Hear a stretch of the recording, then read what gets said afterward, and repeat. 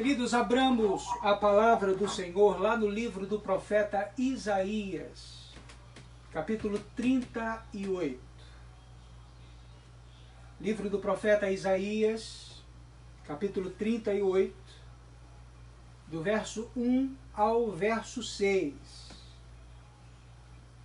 A palavra do Senhor diz assim: Naqueles dias, Ezequias adoeceu de uma enfermidade mortal.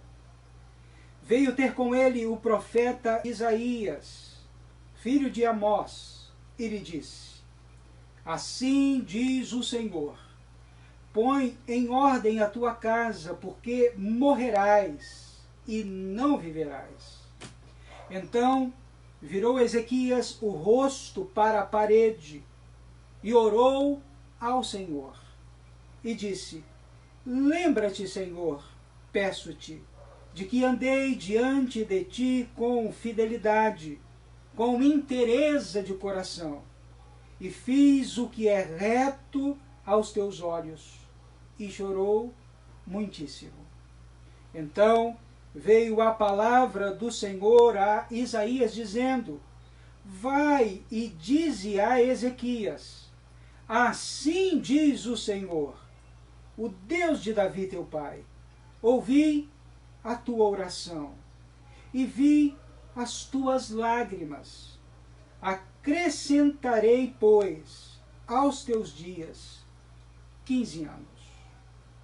Meu querido irmão, meu amado amigo ouvinte da palavra de Deus, o livro mais lido de toda a humanidade é a Bíblia. O segundo livro mais lido é o livro O Peregrino, de John Bunyan. No livro de John Bunyan, conta-se a história que o cristão é capturado pelo gigante do desespero. Ele é jogado na masmorra do castelo da dúvida, onde o desespero viveu por muito tempo. Lá, o cristão é espancado diariamente, sofre duras penas.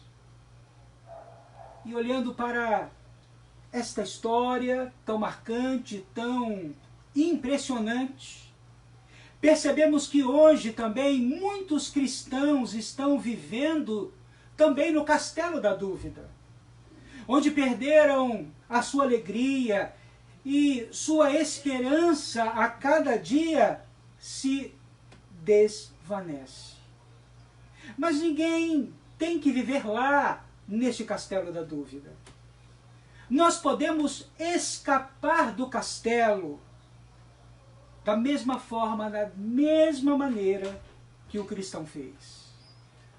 O texto que nós acabamos de ler nesta noite nos fala de duas crises tremendas que assolaram o rei Ezequias.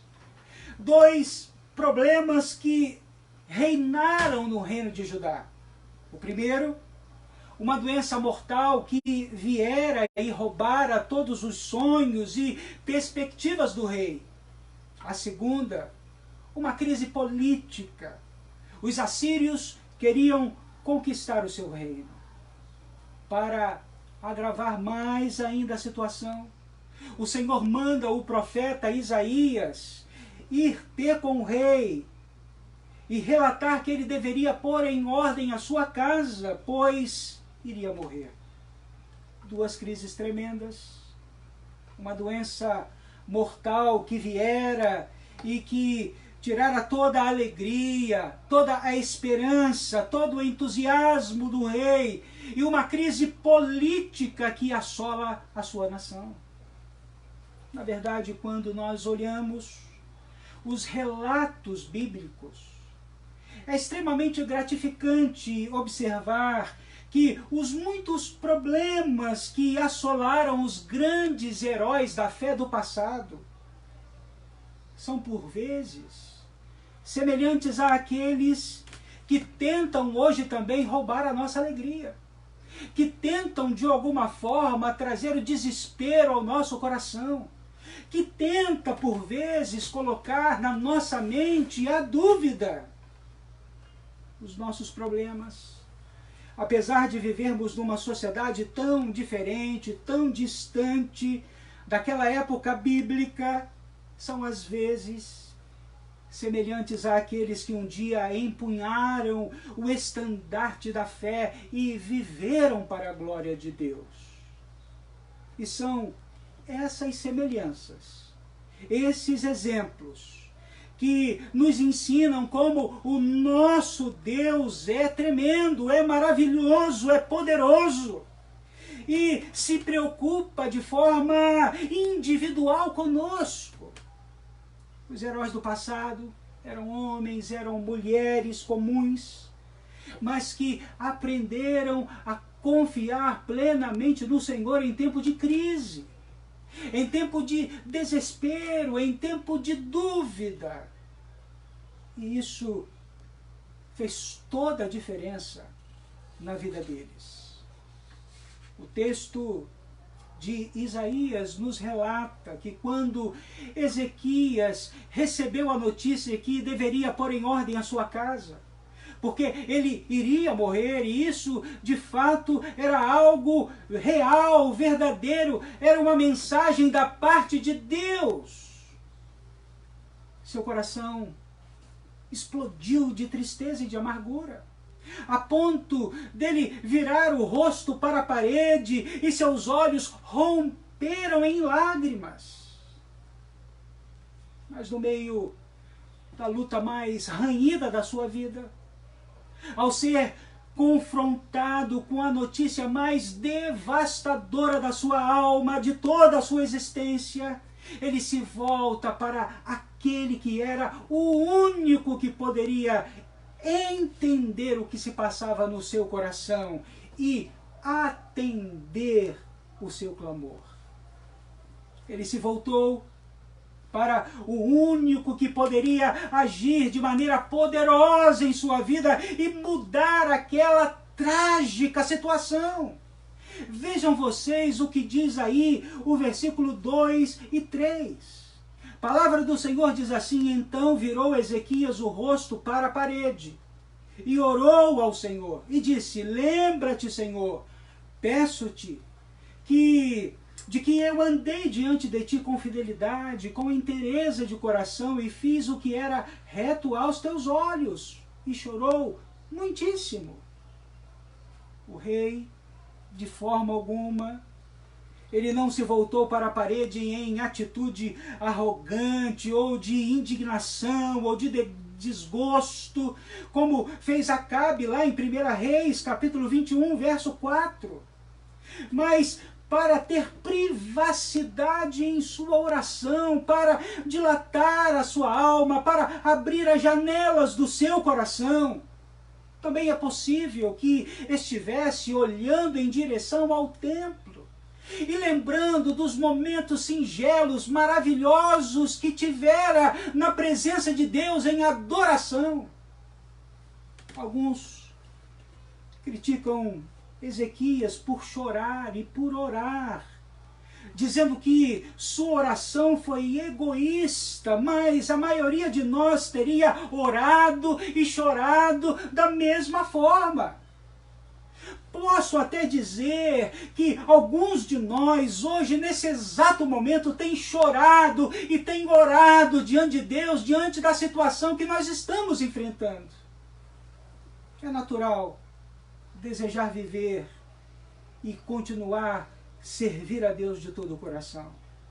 Além do mais, Ezequias estava preocupado com o futuro do seu reino, com a sua nação. Então ele se rasgou na presença de Deus, ele trouxe à sua memória a lembrança dos grandes feitos de Deus em sua vida e da sua eterna fidelidade para com o Senhor. Então a resposta do Senhor veio mais que depressa. O Senhor diz a Isaías no versículo 5 e 6, vai e dize a Ezequias, assim diz o Senhor, o Deus de Davi, teu pai, ouvi a tua oração e vi as tuas lágrimas. Acrescentarei, pois, aos teus dias 15 anos. Meu querido irmão, meu querido ouvinte da palavra de Deus, verdadeiramente este é o Deus da nossa fé. É o Deus que podemos confiar e depositar toda a nossa vida em suas mãos. É o Deus que nos conhece, é o Deus que se compadece de nós. Assim como ele se compadeceu daquele rei e se compadeceu diante de tantos e tantos homens e mulheres que se dobraram, que se humilharam e reconheceram a sua grandeza, ele também tem feito isso conosco diariamente. É o Deus que possui um amor verdadeiro, um amor incondicional, e ele nos ama independente da nossa resposta ao seu amor. É o Deus que não pesa o nosso coração, ele nos ama apesar das nossas limitações e às vezes da nossa falta de fé. Em meio às lutas, em meio às dificuldades, em meio aos reveses que enfrentamos. E olhando para esse texto, podemos aprender aqui 3 verdades soberanas nesta noite. Verdades que avalizam a nossa fé, que testemunham a nossa fé.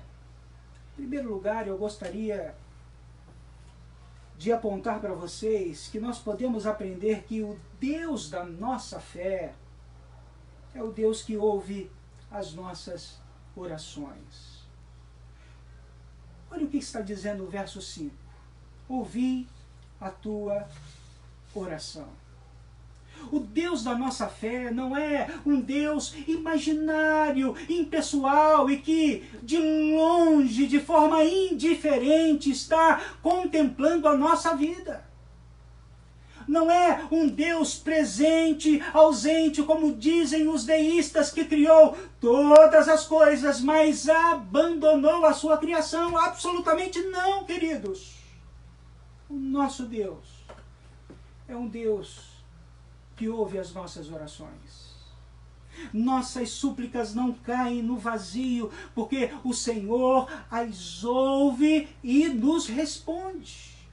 Ele nos ama intensamente, seus propósitos são santos e verdadeiros. As suas promessas são um alento ao nosso pobre coração quando nós enfrentamos as lutas, pois ele cumpre cada uma delas segundo a sua vontade soberana. No livro de Provérbios, capítulo 15, verso 29, a Bíblia diz: o Senhor está longe dos perversos, mas atende à oração dos justos. Também encontramos no capítulo 15, verso 8, que o sacrifício dos perversos é abominável ao Senhor, mas a oração dos retos é o seu contentamento. Queridos, a agenda do Senhor nunca está fechada quando diz respeito a mim e a você.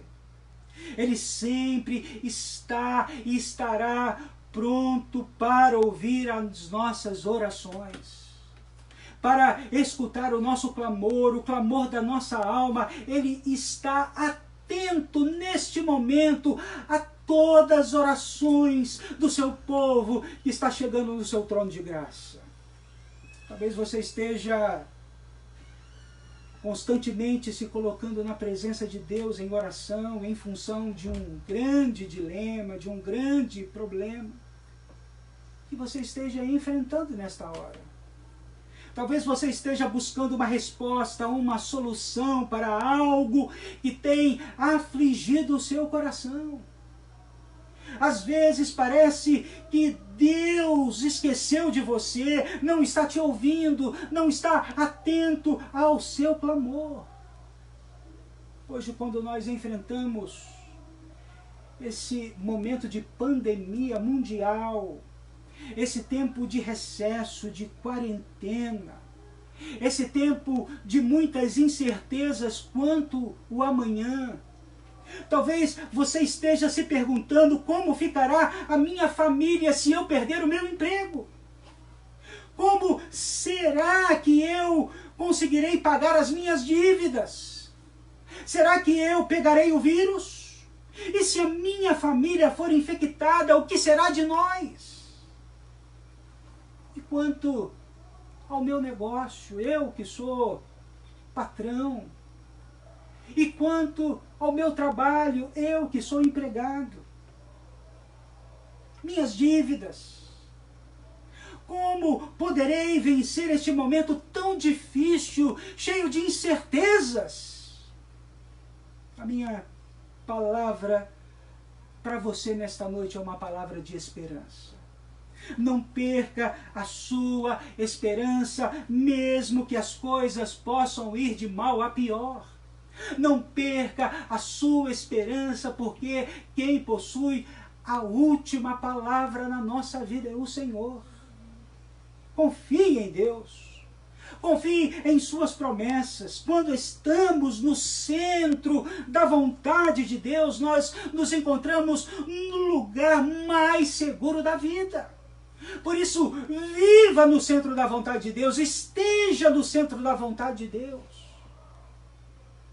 Por isso, não se desespere. Confie no Senhor. Não temas. Crê somente. No livro do profeta Jeremias, capítulo 29, versículo 11, a Bíblia diz: Eu é que sei que pensamentos tenho a vosso respeito, diz o Senhor. Pensamentos de paz e não de mal, para vos dar o fim que desejais. Então me invocareis, passareis a orar a mim, e eu vos ouvirei. Buscar-me-eis e me achareis, quando me buscardes de todo o vosso coração. Serei achado de vós, diz o Senhor, e farei mudar a vossa sorte. Louvado seja o nome do Senhor. Que promessa singela, que palavra maravilhosa. Todos aqueles que buscam a Deus com pureza de coração, em espírito e em verdade, podem confiar e descansar total e plenamente no Senhor. Portanto, meus queridos irmãos, meu amado ouvinte da palavra de Deus, o Deus da nossa fé, é o Deus que ouve sempre as nossas orações. Mas esse Deus santo, esse Deus soberano, não somente ouve as nossas orações, mas também Ele vê as nossas lágrimas. O versículo 5 também nos diz: ouvi a tua oração e vi as tuas lágrimas. Em segundo lugar, nós podemos aprender que o Deus da nossa fé é o Deus de muita sensibilidade. É o Deus que se compadece do sofrimento do nosso coração. É um Deus que olha para a nossa dor. É um Deus que não se esquece de nós. Davi, no Salmo 56, verso 8, quando os filisteus o prenderam em Gate, ele declarou muito bem o cuidado e a sensibilidade de Deus para com seus filhos em meio à crise. Ele disse: contaste os meus passos quando sofri perseguição. Recolhestes as minhas lágrimas no teu odre. O Deus da nossa fé não só vê as nossas lágrimas, mas também recolhe todas as nossas lágrimas. Nós não choramos em vão. Deus recolhe todas as nossas lágrimas no seu odre. Interessante que os gregos diziam que Deus não pode sofrer, pois o sofrimento é sinal de fraqueza. Contudo, o nosso Deus é o único Deus todo-poderoso. Ele é majestoso, infinito, imenso. Contudo, o nosso Deus, esse Deus todo-poderoso, esse Deus grandioso, que é imutável, autoexistente, autossuficiente, ele não se deixa de se importar conosco. Ele se compadece de nós. Ele se sensibiliza com a nossa dor, com o nosso drama, com a nossa crise, com o nosso desespero, com o nosso sofrimento. Paulo aos Romanos, no capítulo 8, versículo 26, ele diz que o Espírito Santo intercede por nós de maneira sobremaneira, com gemidos inexprimíveis. Segundo Charles Hodger, a esperança que temos em Cristo não é apenas algo que anima o nosso coração, mas também sustenta o nosso coração em meio ao sofrimento. Assim como a esperança que temos em Cristo nos sustenta, assim também, da mesma forma, o Espírito Santo de Deus faz em nossa vida. Portanto, essa palavra é especialmente expressiva e apropriada para o momento em que nós estamos vivendo. Ela retrata o Espírito Santo de forma graciosa, tomando sobre si mesmo, por assim dizer, uma parte da nossa tristeza, do nosso sofrimento, do nosso choro, para aliviar as pressões que enfrentamos na vida. O Deus da nossa fé se importa com o nosso sofrimento. O Deus da nossa fé se importa com o momento que nós estamos vivendo. O Deus da nossa fé está contemplando a nossa vida, está ouvindo as nossas orações, está vendo as nossas lágrimas. O Deus da nossa fé é um Deus de muita sensibilidade.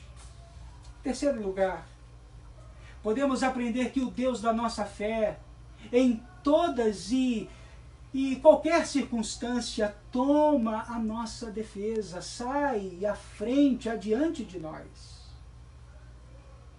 Os problemas, as circunstâncias adversas da vida podem tentar nos fazer desistir de seguir. Mas em nossa defesa, em toda e qualquer circunstância, está o Senhor.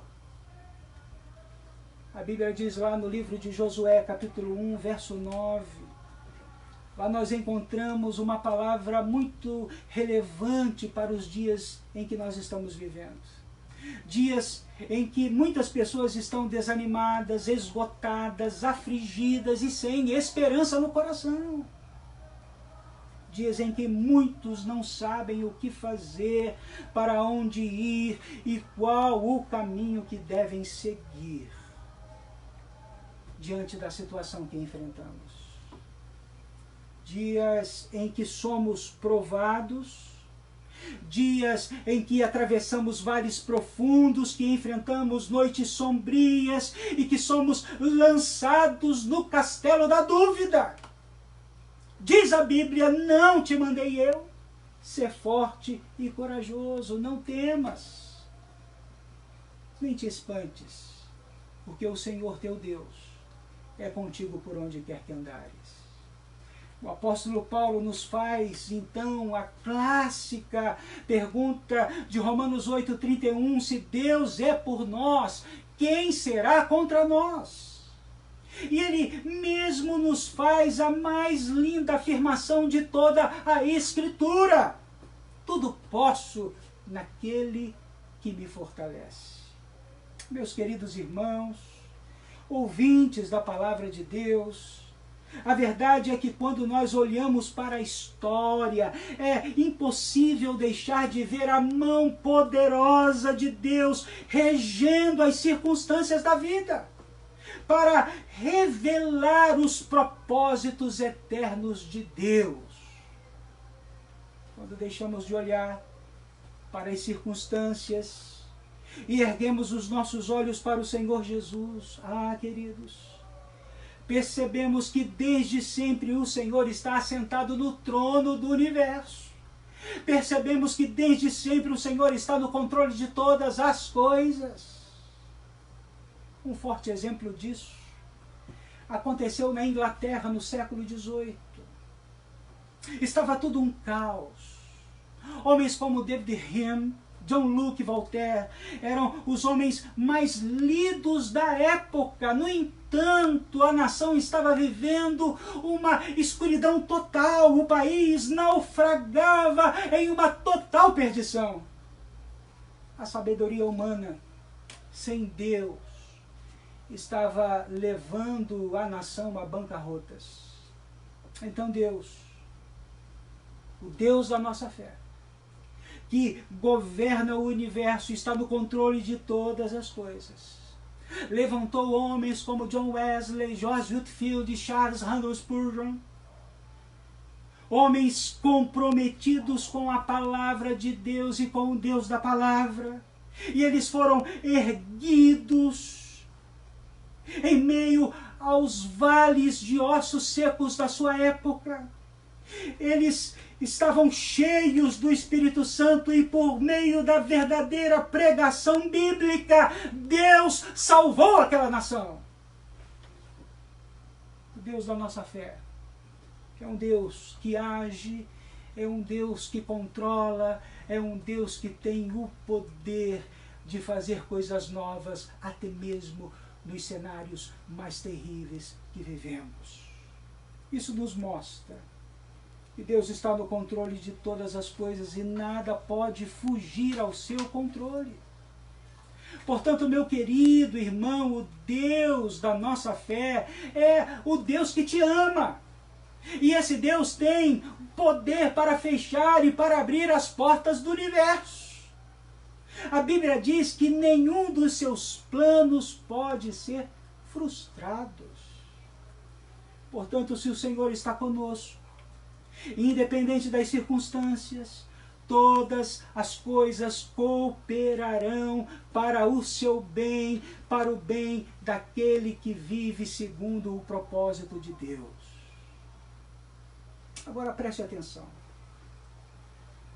Se o Rei e Senhor absoluto do universo está ao nosso lado, se Ele nos amou, nos escolheu, nos chamou, nos justificou e já decretou a nossa glorificação, queridos, então somos mais que vencedores em Cristo Jesus.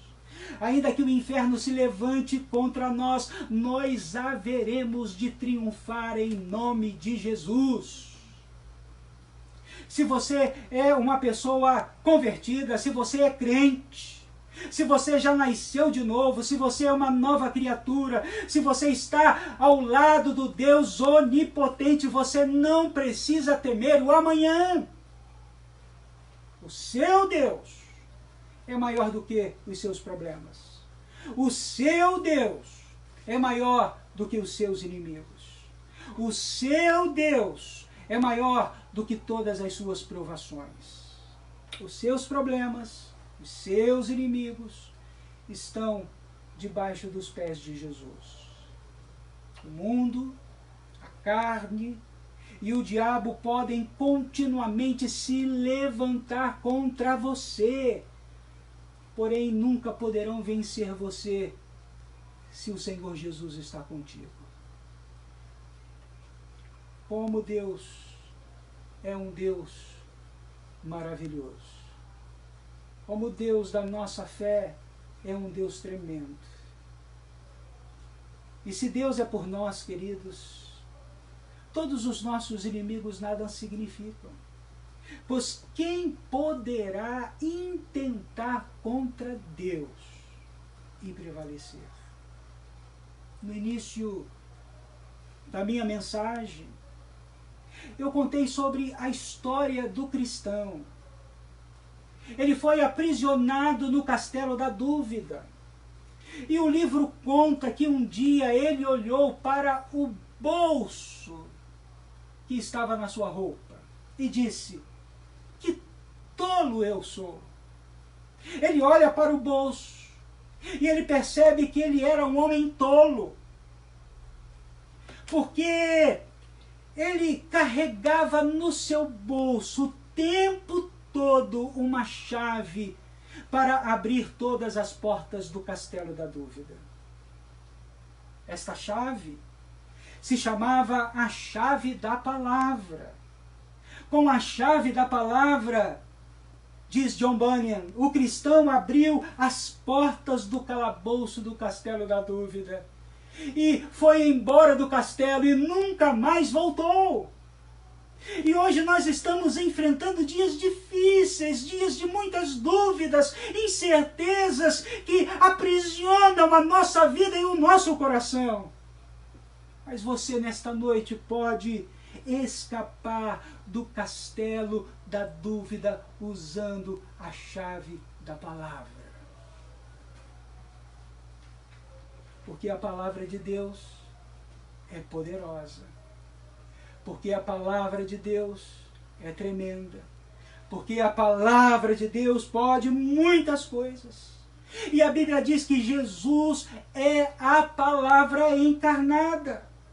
É o Deus homem que veio a este mundo para nos livrar do vírus mais mortal que alguém pode conhecer.